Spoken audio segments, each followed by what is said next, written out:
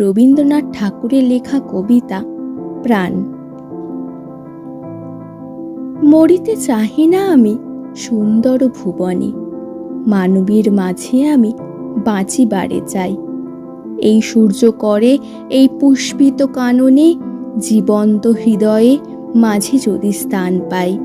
ধরাই প্রাণের খেলা চিরতরঙ্গিত, বিরহ মিলন কত হাসি অশ্রুময়।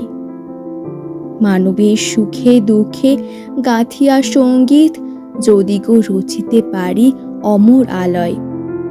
তা যদি না পারি তবে বাঁচি যতকাল, তোমাদেরই মাঝখানে লোভী যেন ঠাঁই।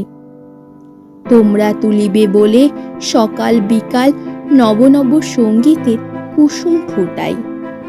হাসি মুখে নিও ফুল, তারপরে হায় ফেলে দিও ফুল যদি সে ফুল শুকায়।